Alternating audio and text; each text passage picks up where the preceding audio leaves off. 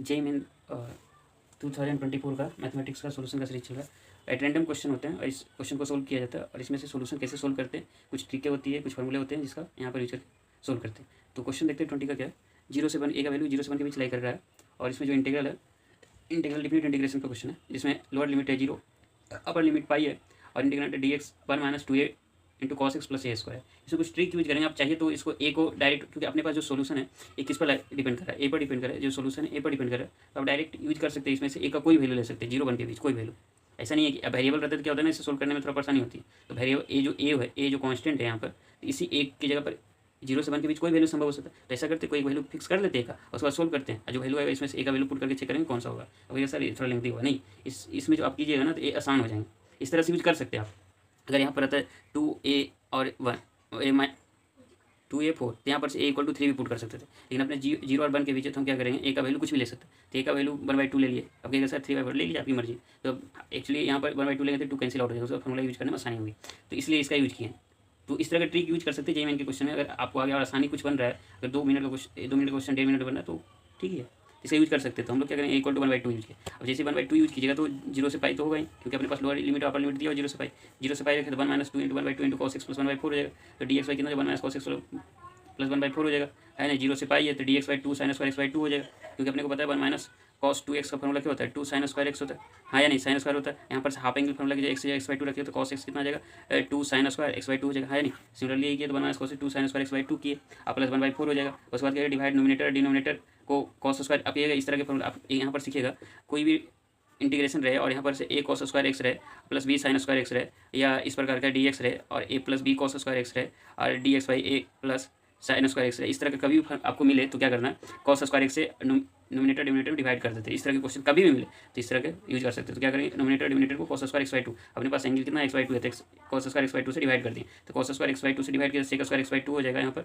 और इसमें क्योंकि यहाँ पर क्या हो जाएगा, यहाँ पर जब इधर dx cos स्क्वायर x/2 हो जाएगा तो sec स्क्वायर x/2 dx आ जाएगा। अब 2 sin स्क्वायर x/2 है तो cos स्क्वायर x से डिवाइड कीजिएगा तो sin स्क्वायर x/2 और cos square x/2 tan square x/2। अब फिर यहाँ का 1/4 sec स्क्वायर x/2, क्यों, क्योंकि अपने को पता है यहाँ पर कीजिएगा तो cos स्क्वायर x/2 हो जाएगा, 2 sin square x/2 cos square x/2 1/4 cos square x/2 अपने को पता है 1/cos x क्या होता है, sec x होता है। तो यहाँ पर इस तरह से आ जाएंगे। जब ये आ जाएंगे तो अपने पास क्या करना है, अब tan स्क्वायर x को क्या इसमें पुट tan स्क्वायर x रहेगा और sec स्क्वायर x का अपने पास पता है, sec स्क्वायर x का क्या होता है फॉर्मूला 1 + tan स्क्वायर x होता है, इसी का यूज करेंगे। तो sec स्क्वायर x को tan x में बदलेगा, क्यों बदलेंगे, क्योंकि नीचे जो फंक्शन है अभी इस तरह, अगर इस तरह की इंडिफिनिट इंटीग्रेशन सीखे होंगे तो कैसे यूज करते हैं पता होगा। और यहाँ पर से बता चुके हैं कि जब इस तरह के फॉर्म में रहते हैं तो क्या करते हैं, cos स्क्वायर x से डिवाइड करते हैं। तो cos स्क्वायर x से डिवाइड करने पर इस तरह की एक्सप्रेशन है। जब इस तरह की एक्सप्रेशन है तो अपने को क्या है, sec स्क्वायर x को tan स्क्वायर x में बदल लेना। और sec स्क्वायर x को tan स्क्वायर x में कैसे बदलेंगे, sec square x 1 + tan square x होता है, तो यही 1/4 sec स्क्वायर x/2 को क्या लिखे 1/4 प्लस यहाँ पर क्या आ जाएगा 1 + tan स्क्वायर x/2, है नहीं। आप 1/4 से मल्टीप्लाई कीजिए 1/4 + 1/4 tan स्क्वायर x/2 एक ही है नहीं। जब एक कीजिएगा तो अपने sec स्क्वायर x/2 कितना आ जाएगा,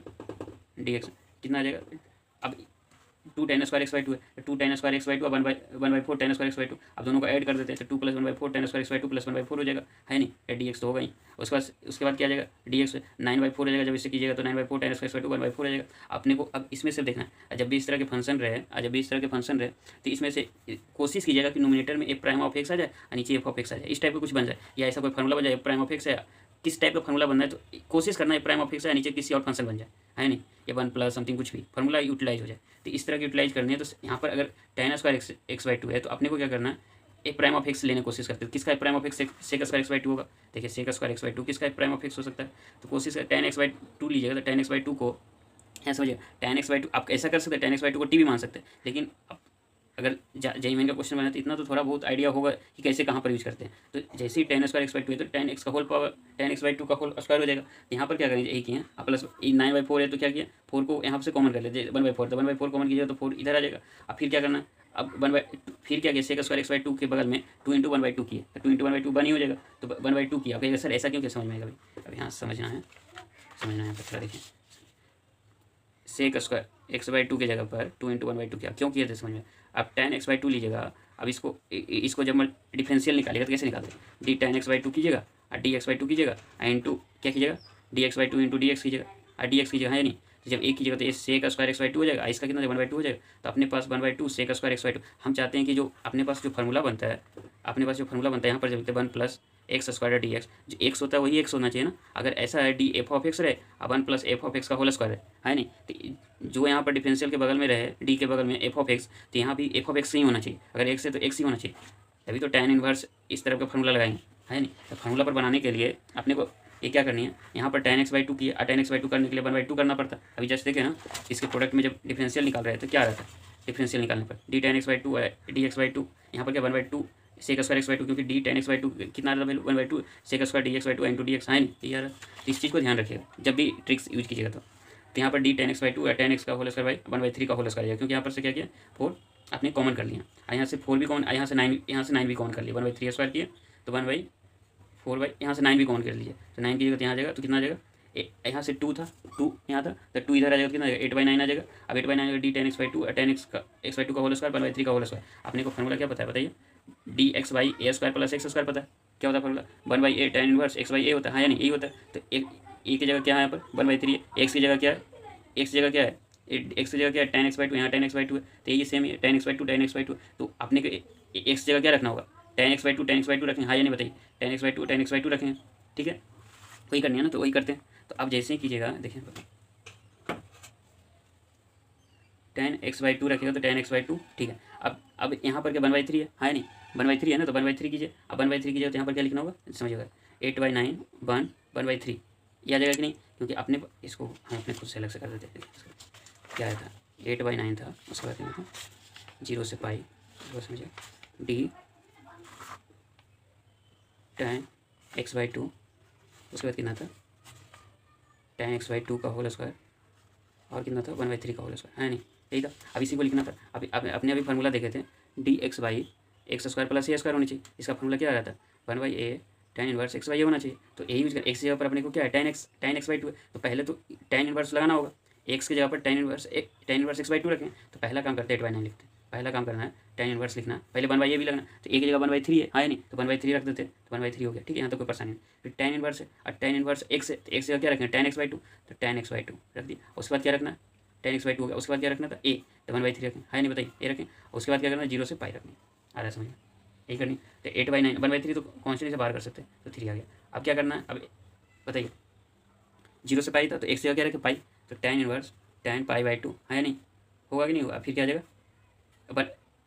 1/3 है तो 3 ऊपर चला जाएगा, है नहीं, तो 1/3 है तो 3 ऊपर मल्टीप्लाई हो जाएगा, अब माइनस 0 रखेंगे तो 0 हो जाएगा, तो 0 हो जाएगा। तो इसमें से क्या जाएगा 8/9 इंटू 3 tan π/2 क्या होता है बताइए, tan π/2 infinity, infinity tan inverse रहे तो क्या जाएगा π/2। अब इन्फिनिटी इंटू 3 की जगह तो इन्फिनिटी होगा ना, इन्फिनिटी रहे tan इनवर्स तो क्या जाएगा π/2, तो π/2 करते ये आ गया 4 आ गया।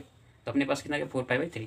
तो एक कैलकुलेशन देखे थे, क्या था calculation 8/9 into 3 tan inverse tan π/2 into 3 -0 आ रहा था। तो अब इसके बाद जब कैलकुलेशन देखिएगा आगे तो अपने पास आ जाएगा 8/9 इंटू 3 tan इनवर्स क्या आएगा tan इनवर्स, और ये आ रहा था ए इन्फिनिटी हो जाता है यहाँ पर, है नहीं, तो इन्फिनिटी इंटू इन्फिनिटी हो जाता -0 हो जाता, है नहीं, तो ये कितना π/2 आ जाएगा, इंटू 8/9 इंटू 3 आ जाता, 3 3 जा 9 और 2 4 जाता, कितना था 4/3। तो अपने पास जो करेक्ट आंसर होना चाहिए, आंसर क्या आना चाहिए था इसका, इस 4/3 आना चाहिए, है नहीं 4/3 आना चाहिए। यहाँ पर जब a = 2 रखें तो इसका आंसर कितना आ जाएगा 4π/3 यही आ रहा था ना, देखिए क्या आ रहा था 4π/3 आ रहा था। तो इसी आंसर जो आ रहा है तो 4π/3 आ गया कब, जब a = 1/2 रखें। तो ये आसान हुई कि नहीं हुई, सिंपल है, इसमें से 4/3। आप ये सर करेक्ट ऑप्शन कौन होगा, तो ऐसा करते हैं a = 1 है, जहाँ जहाँ पर पुट कर देते हैं 1/2 पुट करके देखिए कौन सा करेक्ट ऑप्शन आ रहा है, यहाँ रखिए तो आ जाएगा। अब इसमें से 1/4 आ जाएगा, अभी तो होने वाला नहीं क्योंकि 4π आ रहा है, अपने को 4π/3 करेक्ट ऑप्शन होनी चाहिए। अब इसमें से रखिए 1/4, तो 1/4 प्लस 1 हो जाएगा तो 4 कितना आ जाएगा 5/4 हो जाएगा, तो 4π/5 आ जाएगा, ये नहीं होने वाला।